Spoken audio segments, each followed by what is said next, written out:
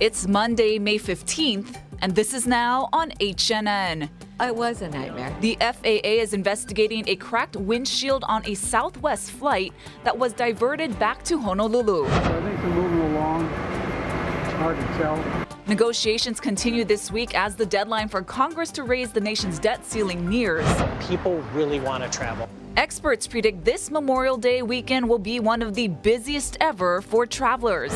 These stories plus poi is on the menu for public schools this month. Details coming up on This Is Now.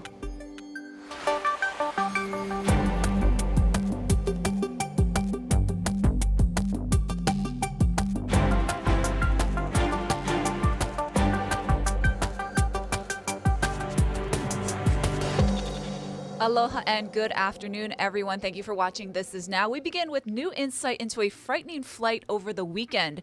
A Southwest plane bound for San Diego was forced to turn around and land back here in Honolulu, and that's because of a windshield in the cockpit was cracked. Our Casey Lund spoke with passengers and has today's top story.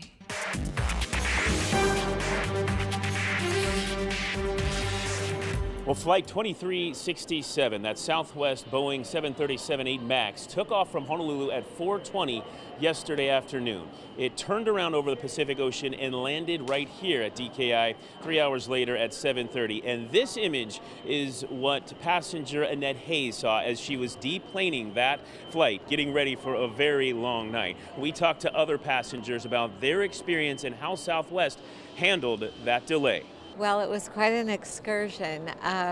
We were told that there was a crack in the windshield and that if we felt a U-turn, that's what was happening. Tell me a little bit about how they worked to accommodate you. Obviously, they weren't able to get you to San Diego last night. A glitch in the computer, and we were actually waiting for a hotel for a good hour in a line that looked a lot like this. A little bit of a nightmare?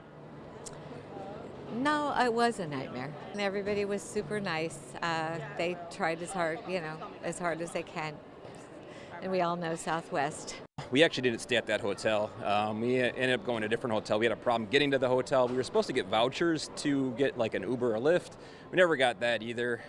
So yeah, the travel and the accommodations, we never actually got any of that. You know, I've got a dog that was boarded, so I've got an extra couple days of boarding fees for him. I'm actually going to Chicago, missed a day of work. My wife's a nurse, she's missing a day of work. Kids are going to be, late for school another day, so.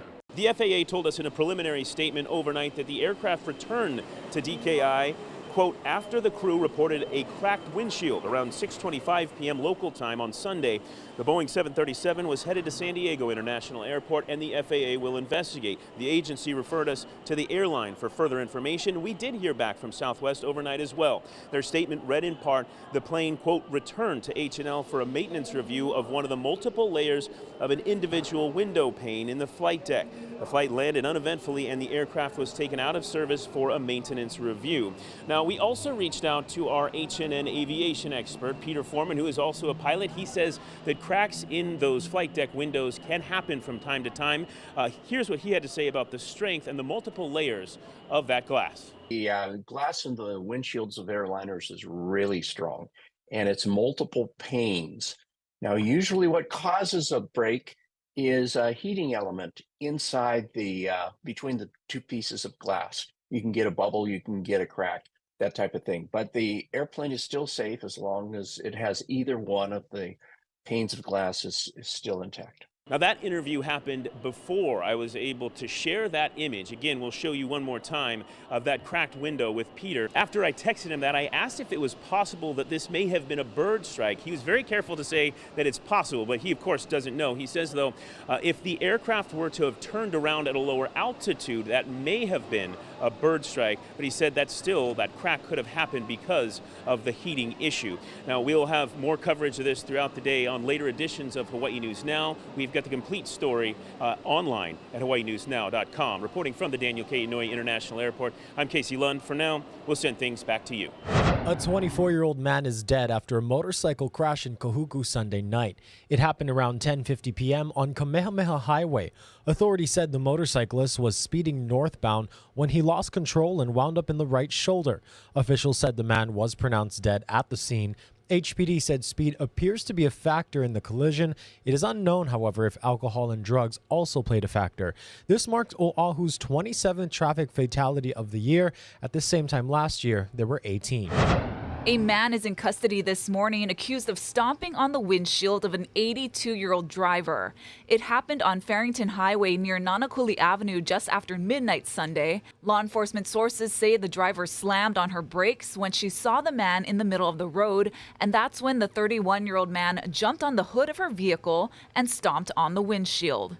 It's just how a younger person can do that to an older person, because usually you look up to them, and I mean, she was just innocent trying to help you. They stand in the middle of the road, dance in the middle of the road, any kind, but there's a lot more people on the road, especially at night, even during the day. Luckily, a police officer was driving past at the time and stopped the attack.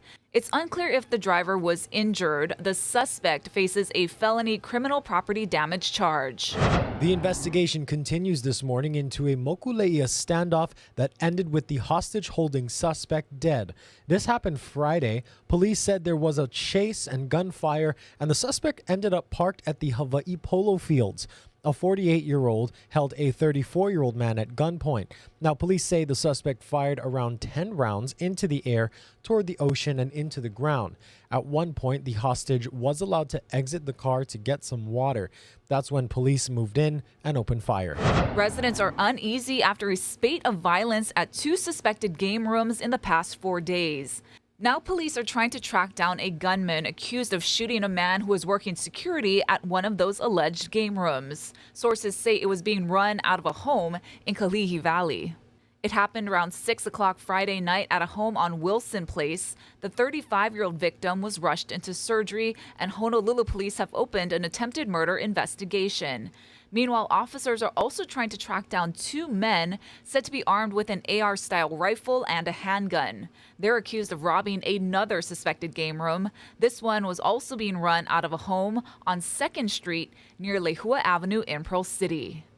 Well, leaders on Capitol Hill are running out of time to avoid default on the U.S. debt. While negotiations continue, the government could run out of money to pay its financial obligations in the coming weeks if Congress fails to address the debt ceiling. Shelley Malashi has the latest. I think they're moving along. It's hard to tell. We've not reached the crunch point yet. But there's real discussion about some changes. The clock is ticking in Washington for Congress to make a decision on the debt ceiling. If no agreement is made, the federal government could run out of money as soon as June 1st. So the conversations are constructive between all of the parties. The United States of America has never defaulted on its debt, and we can't.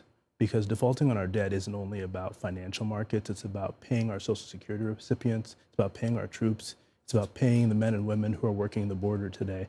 On Friday, the Congressional Budget Office says there is a significant risk the federal government will no longer be able to pay for all of its obligations during the first 2 weeks of June. As it relates to contingency plans, let's just be kind of clear about this. A lot of the money that was in the infrastructure bill was forward loaded and is not going to necessarily have an impact on specific projects. If Congress reaches a deal this week, they will still need to draft a bill, then send it to both the House and the Senate to get enough support to pass. I'm Shelley Malashi reporting. Meanwhile, House Speaker Rep. Kevin McCarthy indicates that progress has been slow going on finding common ground and reaching a potential deal. I still think we're far apart. It doesn't seem to me yet that they want it. It just seems that they want to look like they're in a meeting, but they're not. They're not talking anything serious. And in the meantime, we just watched the CBO come out and say we're $100 billion further in debt. And so seems more like they want a default than a deal. A frightening assault at a Democratic congressman's district office in Fairfax, Virginia.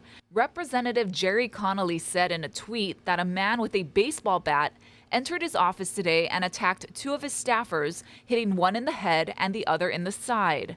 They were taken to the hospital with non-life-threatening injuries. Police arrested the alleged attacker, but no other details were mentioned. Ukraine's president set off across Europe with a long wish list, and he'll be returning home with much of what he wanted, besides the Western fighter jets to defend against Russian air attacks. Ellison Barber reports from Kyiv. President Zelensky is in the United Kingdom today, meeting with that country's prime minister. He spent the last few days meeting with other allies as well, first with the Italian president and prime minister, as well as Pope Francis, then the German chancellor, then the French president. Zelensky says he's been advocating for a fighter jet coalition, asking European allies to provide Ukraine with more advanced fighter jets to secure Ukraine's skies. The West so far does not seem prepared to provide those, though France, Germany, and the UK have pledged to send a host of other weapons as well as armored vehicles. In the eastern city of Bakhmut, Ukrainian forces say they are taking back some territory. They say they pushed Russian forces back at least 1.2 miles. Most military analysts say Bakhmut has relatively low strategic value. Ukraine's military leadership has said that this city has become incredibly important symbolically for Russia. They say in their perspective, fighting in this area is advantageous because they say Russian forces have not been able to expand their front line. They also say by fighting here, they are able to weaken the enemy, in their words, and also deplete some of their weapons supply. Russian forces still control about 90% of this city, but the fact that they are making some successful offensive moves here, that is significant. That is being celebrated by Ukrainians and Ukraine's military leaders in particular. Reporting in Kyiv, Ukraine, I'm Ellison Barber, NBC News. Gerber says potentially contaminated baby formula reached retailers in 8 states despite a recall.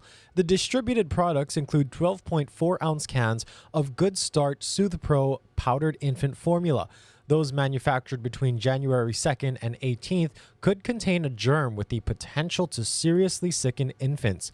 Although there haven't been reports of any babies getting sick from the formula so far. Gerber says some of the formula went to the Nashville division of Associated Wholesale Grocers Incorporated. It works with retailers in Alabama, Georgia, Indiana, Kentucky, Ohio, Tennessee, Virginia, and West Virginia.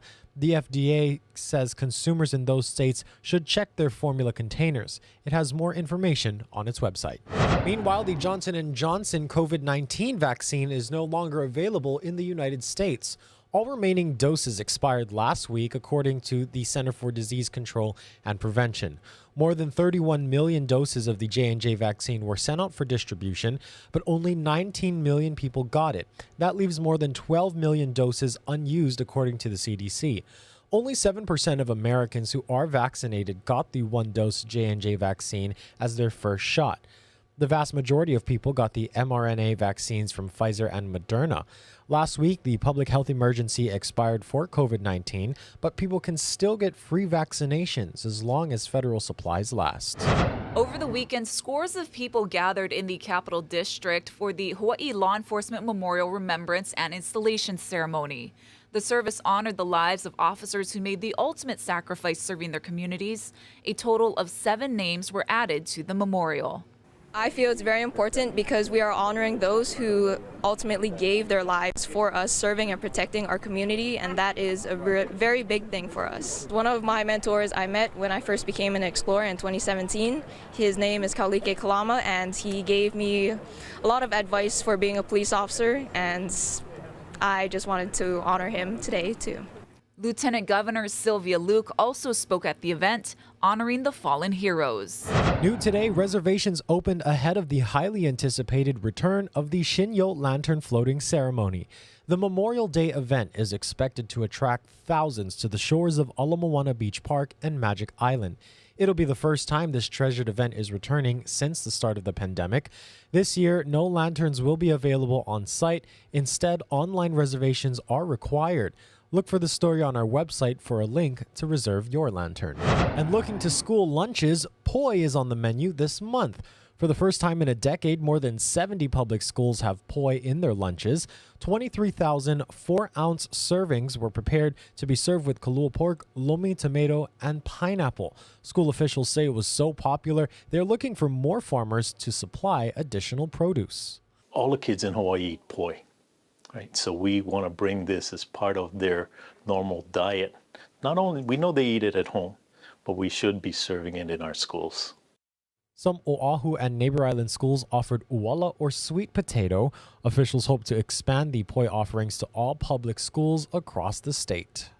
Those are some lucky kids there. Well, let's take you outside for a live look with our tower cam on this Aloha Monday. I hope all you moms and moms at heart had a wonderful Mother's Day weekend yesterday. We had some great weather over the weekend, and it's another beautiful day today, 77 degrees here in Honolulu, and the trade winds are back after taking a break. Let's send it over to Guy Hagi with a look at your weekday forecast.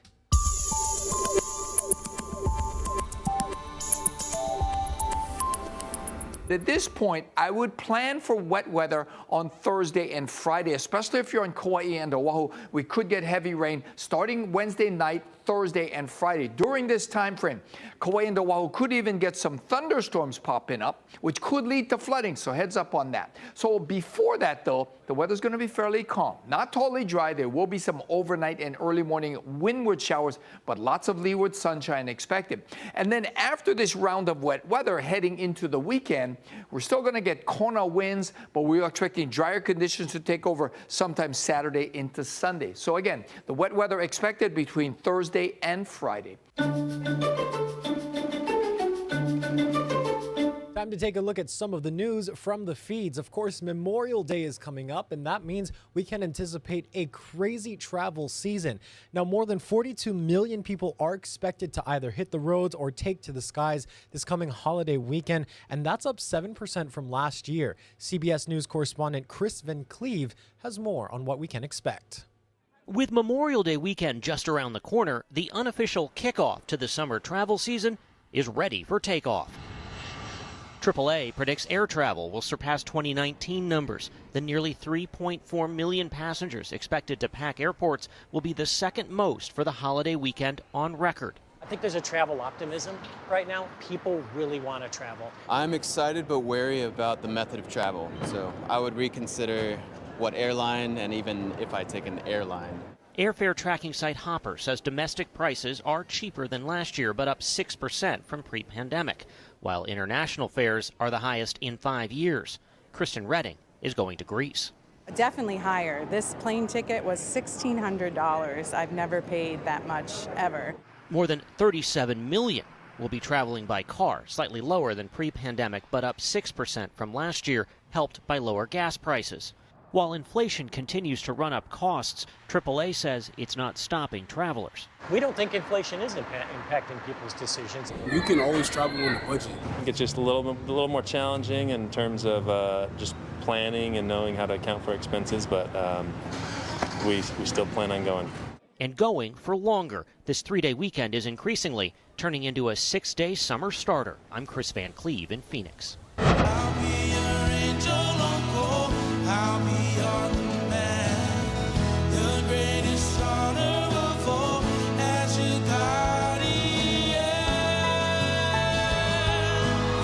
Well, voters have chosen to advance Kahuku's Iam Tongi to American Idol's top 3. The 18-year-old will be competing against Colin Stow and Megan Danielle in next weekend's 3-hour finale. As part of the show's homecoming episode, Tongi will be in Hawaii this week, and there's a concert planned tomorrow at the Turtle Bay Resort with Iam performing live. Now, doors open at 4:30, the event begins at 5:15, and it's free and open to the public.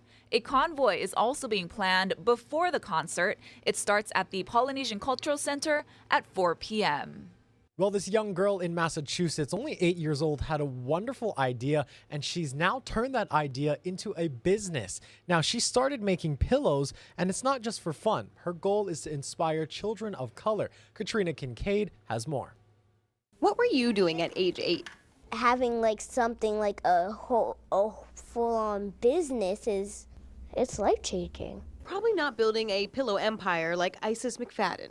I wanted to start the business because I wanted kids like me and kids of color and just kids in general to feel welcomed and like where they are is where they're meant to be. At age 5, she attended her first protest and told her parents she wanted to write a book about her experience. She felt like royalty, which started the company Little Regalia. It felt like I was doing something that was going to benefit the world. Saying it's just showing enough to go to the, her first protest. 2020 has a lot happening, a lot of questions that she had, and we said, let's go. The book is still being written, but based on their doodles, the McFaddens wanted to make something that kids could have to believe in and inspire themselves. Maybe easier to see yourself in the pillow with no facial features. I hope they have fun with the pillows. I hope they get to do a bunch of things with the pillows. But most importantly to me, I hope they can actually see themselves in the pillows. Their home is currently the distribution center. The pillows are sold online and in 2 Boston bookstores. At one, they're almost sold out. Makes me feel like what I did really benefited people, more people than just me. Yeah. Hearing that they're almost all sold out, it's exciting. Because you never know who needs it. You never know. I think it's one thing that we know is that it's bigger than us. All right, let's do some good news right now, you guys. A 95-year-old Kansas man received his high school diploma, get this, after a 78-year delay. Asia Simone Smith shows us that special moment. Yeah, big honor for anybody, but especially me.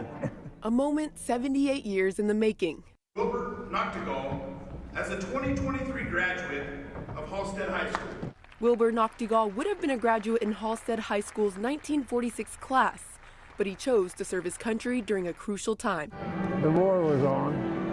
I wanted to be a part of the war. Noctegal joined the Marine Corps during World War II, holding the rank of Private First Class. For his selfless act, Halstead High gladly awarded him his long-awaited diploma. This is really something special.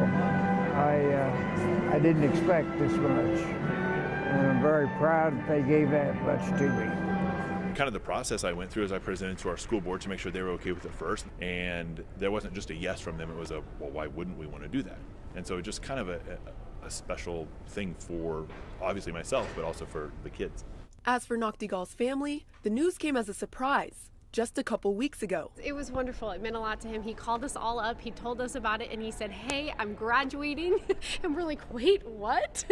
3 generations of his family were there to share the special moment, and they couldn't be more proud of all that he's accomplished. He's very smart. He's very astute. He is a mechanic. He's helped this town. They used to all know where he lives. He knows everybody.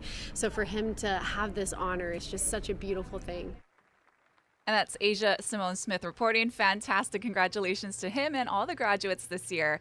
And speaking of those who are young at heart, we want to send a huge happy birthday to Iris Sumida. She's our Kyle Chinen's great-grandma. Now, she is a fellow Kauai girl born and raised in Koloa. She says she moved to Oahu in her late teens and worked as a merchandiser at McInerney's, I guess it's a clothing store, until she retired. Now, Kyle says she's the second oldest and last surviving sibling of 8. She has 3 children, 6 grandchildren, and 5 great-grandchildren. Big family there.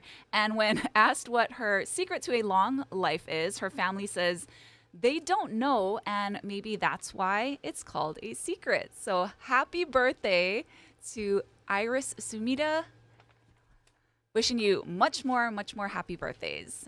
Thanks for watching This Is Now, everyone, on this Aloha Monday. We have much more news coming up on later editions of Hawaii News Now, starting at 4 here on KHNL with me and Mark Carpenter. And of course, you can find all your other headlines on hawaiinewsnow.com and all our digital platforms throughout the day. Thank you for watching.